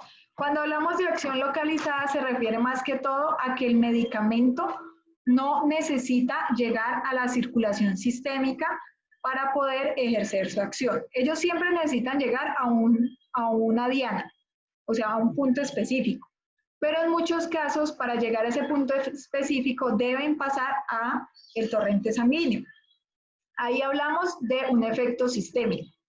Pero cuando hay una acción localizada, significa que el medicamento no necesita pasar a un torrente sanguíneo para hacer efecto en su lugar, pues en el lugar donde se necesita. Un ejemplo muy bueno son los desparasitantes. Los desparasitantes tienen que hacer efecto en el tracto digestivo, que es donde están los parásitos. Entonces, eso es una acción localizada. Tú te tomas el desparasitante, él no necesita absorberse, sino que en el interior del tracto digestivo, él hace su efecto y vuelve, después de que hace su efecto, se excreta o se elimina a través de las heces, porque no pasa a circulación sistémica. Otro ejemplo pueden ser los enemas o supositorios que se utilicen para tratar hemorroides, para disminuir el dolor o la irritación de los hemorroides. Ellos entran por vía rectal y hacen su efecto ahí, ya sea en el recto o en el ano, y no necesitan pasar a circulación sistémica para producir ese efecto. También están los antiácidos, lo que es la milanta, el Gaviscon. El efecto lo hacen dentro del estómago, no necesitan absorberse para cumplir su efecto. También lo que son las cremas o geles para alergias o para enfermedades puntuales de la piel. Entonces, si van a actuar en las capas más superficiales de la piel, es acción localizada. Se aplican directamente en el sitio donde van a hacer su acción y no requieren pasar a circulación sanguínea. Entonces, todo eso lo vamos a tener en cuenta para diseñar un medicamento, una forma farmacéutica. Por ejemplo, si yo quiero hacer un desparasitante, estoy diseñando un desparasitante que no se necesita absorber, pues no tengo que gastar, no tengo que invertir ni tiempo, ni energía, ni dinero en mejorar su absorción. ¿Por qué? Porque el medicamento simplemente no necesita absorberse para funcionar. Chicos, hagamos una pausa de 5 minutos, sobre todo porque la sala yo la había pedido, creo que hasta las 8:30 nomás, y ya casi son las 8:30. Entonces voy a reservar otra sala, ustedes aprovechen este tiempo para ir al baño, comer algo, tomar agüita, y ya les mando por este mismo chat el link, para que apenas se corte esta sesión, entran a la siguiente.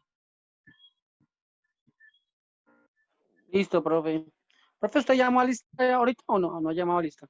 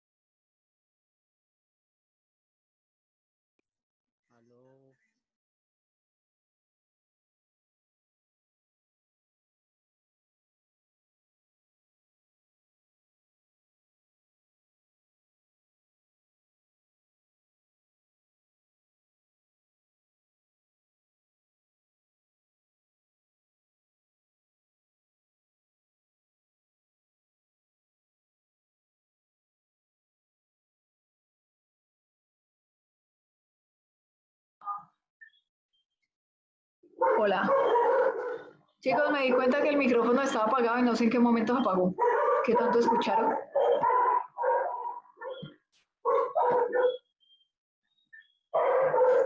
Nada. Nada, profe, solamente dijeron que... Bueno, Yo quedé hasta que habló el compañero y de ahí para allá nada. bueno, les estaba diciendo que la idea es que hagan el cálculo del ejercicio que les va a permitir ver, entender mejor la relación entre tamaño de partícula y área superficial. Entonces el ejercicio es que ustedes van a arrancar con una esfera que tiene radio igual a 1. Van a calcular el área de esa esfera.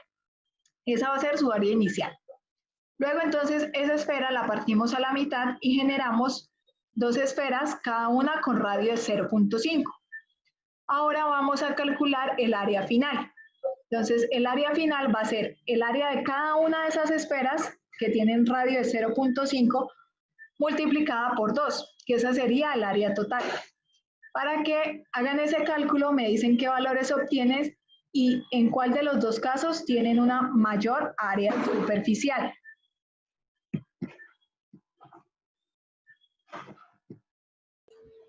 Estaremos utilizando 4pi radio cuadrado.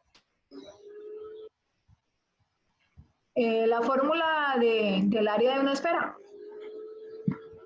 Sí, es eso. Sí, porque me está dando, o sea, desde la que tiene radio 1, pues me daría 4pi. Pero la otra, la pequeñita, cada una me daría 1pi. O sea que las dos tendrían 2pi. No, revisémoslo bien entonces cómo está la fórmula, porque si no Sí, es de... a mí me da, hay otra fórmula. No sé, Me da mayor área en la primera, la inicial. Tenemos que estar seguros cuál es entonces el... Profesora, una pregunta, o sea, en la pequeña son 2 partículas, ¿las 2 partículas hay que sumarlas o solamente una sola partícula con radio de 0.5? Y lo multiplicamos por 2. Bueno, si la sumas o la multiplicas por 2 es lo mismo, ¿no? 5 más 5 es lo mismo que 2 por 5. Porque es que a mí la grande me da 12.57 y la pequeña me da 6.28. A mí igual. Pero igual. una sola esfera, ¿no? Una sola esferita. O sea, una esfera de 0.5 y por 2 me da 6.28. A ver. Entonces, 4 por... ¿Y dónde está? No, pi es 3.1416 por 1, entonces en este caso tendríamos un área de 12.6 y acá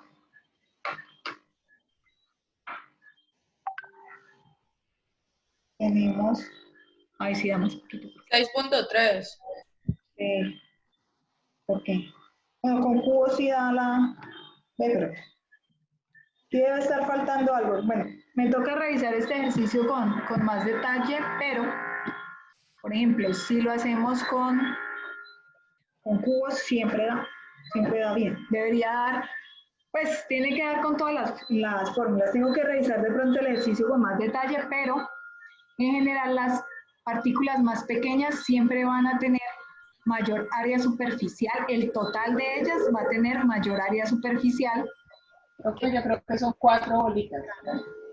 El volumen que sale de la bolita grande son 4 bolitas. Entonces me por 2 y me por 4. Buen punto. Es por eso que siempre hago este ejercicio es con cubos.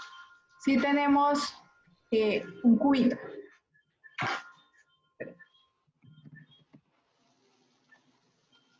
Un cubito que cada lado tiene 1. Si cojo ese cubito, claro, si cojo el cubito y lo parto a la mitad, me van a salir, ahora ya no van a ser cubos, sino que aquí vamos a tener 2 formitas con, entonces, Acá si este es 1, 1, 1, 1 y 1, aquí van a ser 1 y 1, aquí va a ser 0.5 y 0.5, acá sigue siendo 1. Entonces el área superficial cambia, pero en este caso es más difícil de qué? De calcularlo. Pronto con las esferas sí voy a revisar lo que me dices del volumen, porque al dividir la esfera, el volumen final sí debe ser el mismo. Lo que cambia es el área. Entonces sí tenemos una esfera de radio 1.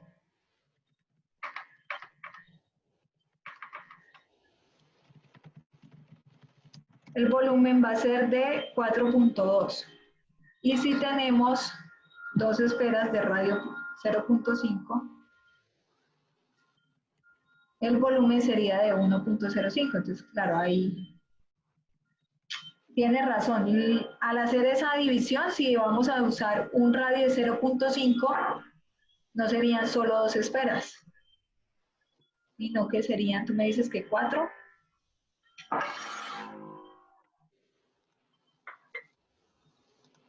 Bien, sí, serían 4 esferas. Entonces, volviendo al ejercicio anterior, tenemos la esfera inicial de radio 1 con un área superficial de, ¿me recuerdan el valor, por favor? 12.56. Con un área de 12 puntos.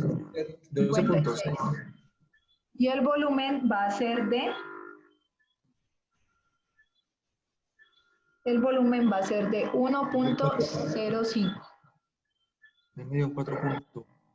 Entonces, dividimos esa esfera en 4 esferas de radio 0.5. Entonces, ahora el área total final, ¿cuánto daría?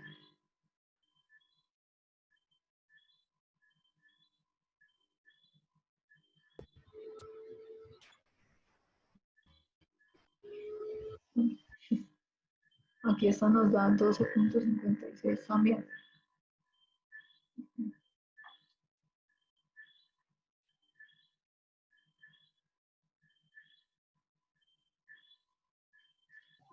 No cambia.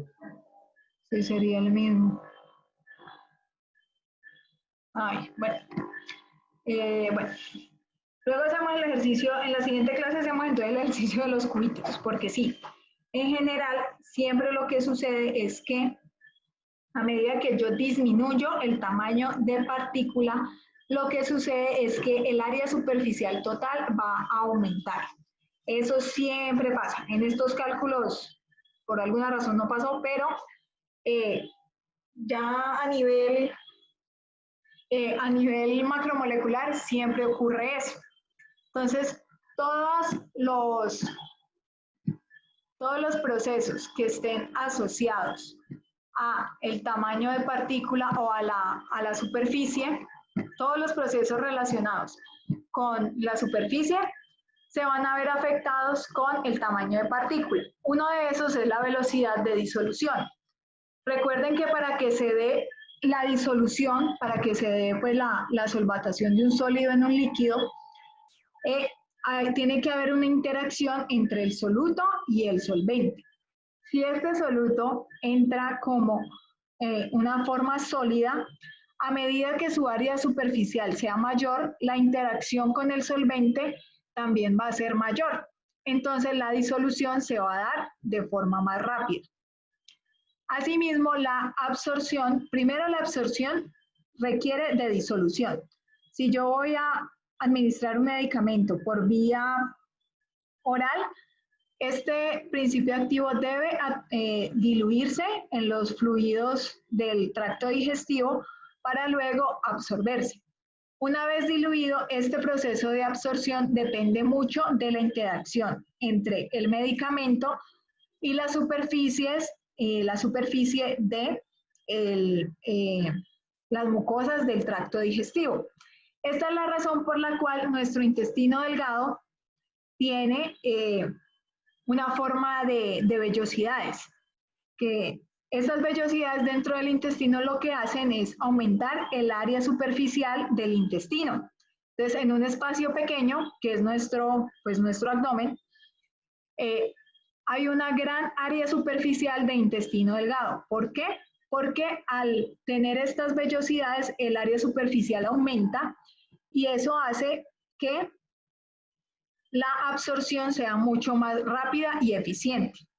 También, así como se da esa interacción con las superficies de las mucosas y de los fármacos o los sólidos, también a medida que aumentamos el área superficial, pues va a haber mayor área que pueda absorberse en el aire. Entonces, aquí entran dos conceptos: absorción con B y absorción con D. ¿Cuál es la diferencia entre estos dos? Profe, ¿puede repetir que se me cortó? ¿Cuál es la diferencia entre absorción con B y absorción con D? Que absorciones que se juntan y absorción es solo una adherencia a una superficie. Sí, pero entonces, ¿qué es adherencia con D, no? Pero por ahí va la cosa. Tienes idea, pero hay que organizar un poquito. Una es inter, Pues la otra es que hay una atracción entre las moléculas pero igual se repelen y no se juntan, ¿no son? Bueno, ¿hay alguien más? Otra chica por ahí que estaba hablando. ¿Quién? La absorción es como más superficial. En cambio, en la absorción con B, pues hay una transferencia, no una transferencia de masa y volumen. ¿Quién más? Por ahí Andrés Arboleda dice, uno se pega a la superficie y la otra se junta. Andrés, ¿puede ser un poco más específico con esta declaración? ¿Cuál se pega a la superficie? ¿Cuál se junta? ¿Y a qué te refieres con juntarse?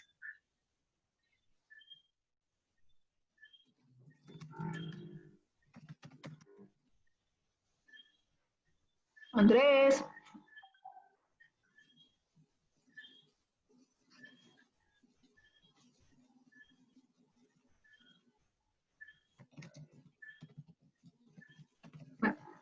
Profe, pues un ejemplo puede ser un ejemplo así como básico, puede ser un imán y una esponja. Al imán se adhieren las partículas, o sea, él absorbe con D las partículas sobre su superficie y una esponja absorbe las partículas dentro de ella. Muy bien, exactamente es eso. Absorción con B implica que, por ejemplo, el sólido se absorbe con B en las moléculas. ¿Por qué? Porque él pasa de estar en el interior del intestino delgado, atraviesa la membrana de las mucosas y pasa al otro lado. Eso es una absorción con B. ¿Qué sería el ejemplo? Eso sería difusión de masa, ¿no? Bueno, sí. Ya en términos más... Repetir, no Eso se habla de absorción. Cuando hay esa transferencia de un lugar a otro, a través de la membrana. Melissa, ¿qué estaba diciendo? Que no entendí la absorción con B. Mira, la absorción con B implica que el fármaco atraviesa una membrana y al absorberse pasa, digamos, de un lado de la membrana a otro. Entonces, por ejemplo, espérate, aquí hago un dibujito. Entonces, por ejemplo, tenemos aquí la pared intestinal y tenemos el fármaco que llegó y se pegó. Ahí, en ese momento, en el dibujo que hice, ha ocurrido solamente absorción con D, porque solamente está interactuando la superficie de la partícula, que es la bolita que dibujé, con la superficie de la mucosa intestinal. Si después de que esto ocurre, la mucosa intestinal empieza a a cambiar y a incorporar o a entrar ese fármaco al otro lado, al punto de que después de cierto tiempo, esto está así, ya el fármaco no está en el lado izquierdo de la membrana, sino que está al otro lado. Ahí, en este caso, ya sería absorción con B, porque el fármaco entró. Si simplemente se queda, acá está el fármaco, acá está la pared intestinal, se quedan siempre, ahí es absorción, porque es un fenómeno meramente superficial. Mientras que en la absorción hay una interacción de superficies, pero después se incorpora. Ahora sí quedó claro la diferencia.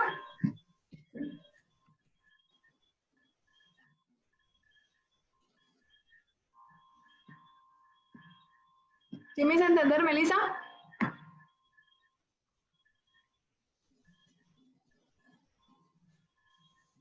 Sí, señora.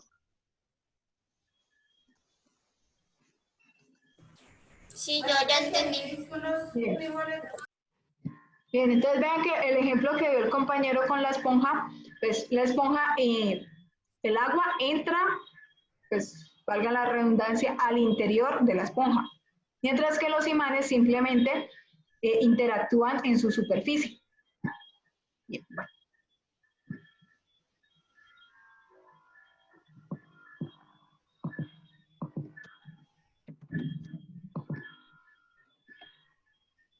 También entonces, este aumento del área superficial hace que haya más absorción de aire, o sea, el aire se queda en la superficie.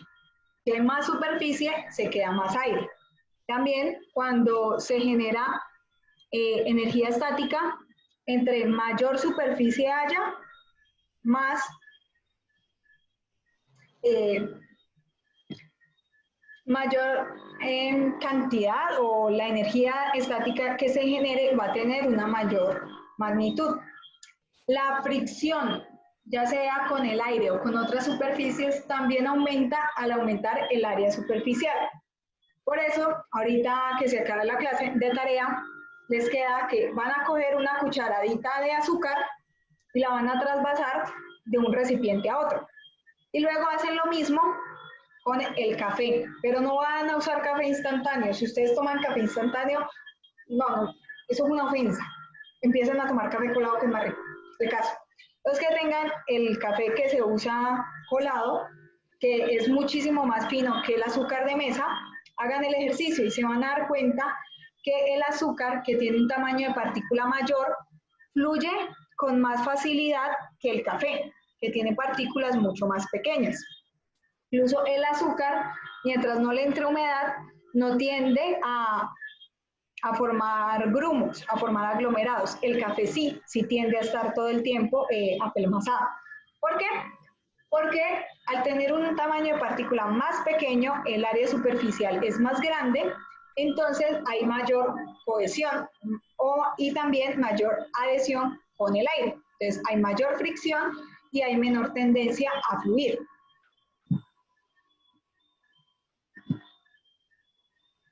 La solubilidad de los fármacos, entonces, es un parámetro muy importante, porque si estamos hablando de la administración oral, el fármaco debe disolverse antes de la absorción. Si no se disuelve, no se absorbe. Entonces, una solubilidad muy pobre tiende a traducirse en una mala absorción de los fármacos. La solubilidad de los fármacos la podemos modificar con varios parámetros. Entonces, por ejemplo, usar en vez de un fármaco, utilizar una sal o un derivado químico que tenga mayor solubilidad. Por eso es muy común ver algunos que son sódico, fosfato de, por ejemplo, fosfato de codeína o tiopental sódico. Existe también los que son clorhidrato. Este tipo de derivados o sales lo que hacen es mejorar o aumentar la solubilidad de los fármacos en el agua. Ustedes saben que los fluidos que están dentro del intestino son pues el solvente principal es el agua.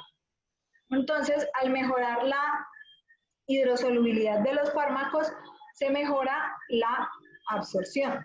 Y estas sales o derivados lo que hacen es que están en su forma de sal o en su forma, digamos, fosfato, sódica, potásica, como estén, pero cuando son administrados e ingresan al organismo, se transforman en la molécula del principio activo como tal, y esto mejora su solubilidad y su absorción.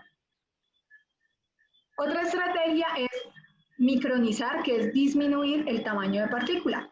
¿Por qué? Porque esto también mejora las interacciones con el solvente y ayuda a aumentar la solubilidad. También formar complejos solubles, que es, como su nombre lo dice, acomplejar la molécula insoluble con otro tipo de moléculas que tengan muy buena solubilidad. Por ejemplo, surfactantes o tensoactivos, que son moléculas que tienen carácter dual de polaridad, entonces pueden interactuar por un lado con el fármaco que es insoluble y por otro lado, de la misma molécula, interactúan con el solvente. Al formar estos complejos, aumenta la solubilidad y se puede absorber el principio activo. O también formar dispersiones, que es cuando no logra solubilizarse del todo el principio activo, pero se usan dispersiones heterodispersas que forman como un vehículo para que el principio activo, a pesar de no estar solubilizado, logre absorberse. También, muy importante, los principios activos que sean ácidos o bases débiles, que hay muchos, por ejemplo, la aspirina es un ácido débil, la codeína es una base débil, su solubilidad depende del pH. Entonces tenemos que tener en cuenta el pH del sitio donde se va a absorber este fármaco. Si se absorbe en el estómago es diferente a si se absorbe en el duodeno o si se absorbe en el intestino grueso. Son pHs diferentes y necesitamos saber en dónde se va a absorber ese fármaco, cuál es el pH de esa zona y cuál es la solubilidad de nuestro fármaco en ese pH, porque estos cambios hacen que la solubilidad cambie de manera drástica. Eso aplica, como les había dicho, para los principios activos que son ácidos o ácidos débiles.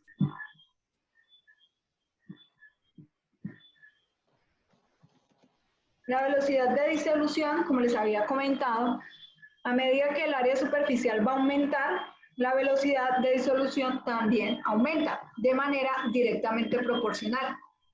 Acá tenemos la ecuación de Nowitt-Wittmann y vean que el cambio en la concentración versus tiempo, que es la velocidad de disolución, es directamente proporcional al área de la superficie efectiva donde se da el contacto del fármaco con los fluidos gastrointestinales.